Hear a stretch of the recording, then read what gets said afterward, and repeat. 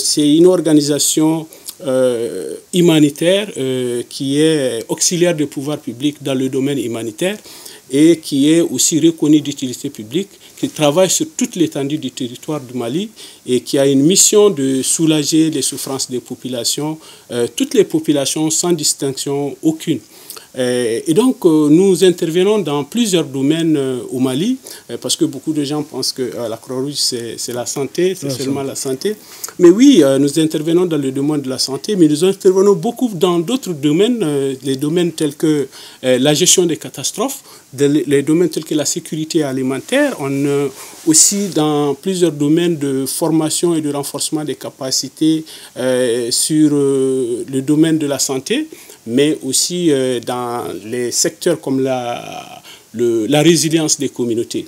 Et donc, par rapport à cela, pour la santé, il y a aussi des axes, nous avons des axes stratégiques. Lesquels?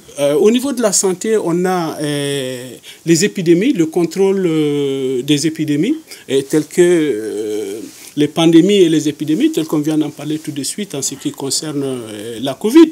Mais avant même la Covid, nous avons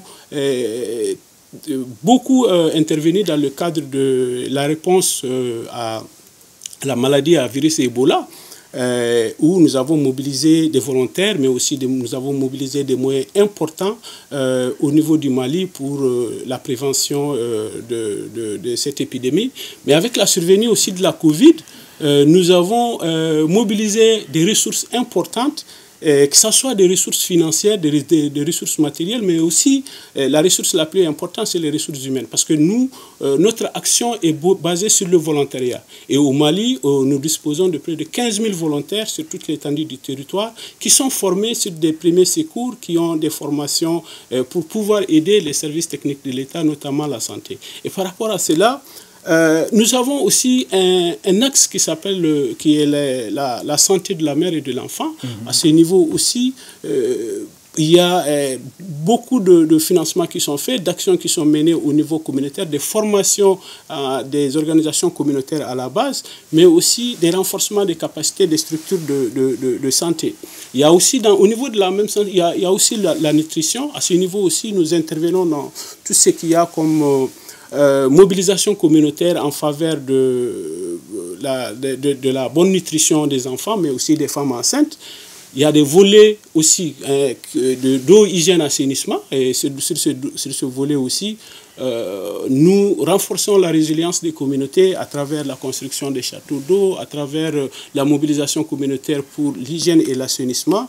Et aussi, un volet important aussi de la santé, c'est aussi les premiers secours. Donc nous avons un grand nombre de secouristes à travers le pays qui assistent les communautés. Ils sont au sein des communautés, ils sont formés, mais ils donnent les premiers gestes qui sauvent avant que les secours spécialisés n'arrivent. Donc ça, ce sont des axes au niveau de la santé.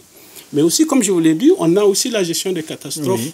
Et à ce niveau-là aussi, il y a plusieurs volets. Il y a non seulement le renforcement des capacités au niveau communautaire, où nous aidons les communautés, nous les appuyons à développer des plans de contingence par rapport aux différentes catastrophes, par rapport aux différentes crises.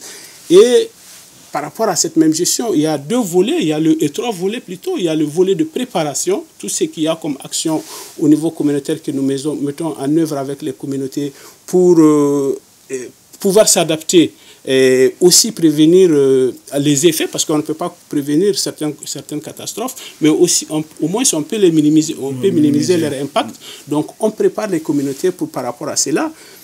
On répond aussi lorsque les catastrophes arrivent. Donc il y a ce volet de réponse ce soit immédiatement. Mais après aussi cette réponse, on a ce volet qu'on appelle le volet relèvement. Donc une fois que l'assistance est donnée aux populations et qu'ils ont commencé, on les aide aussi à reconstituer leurs moyens de vie, leurs moyens de subsistance.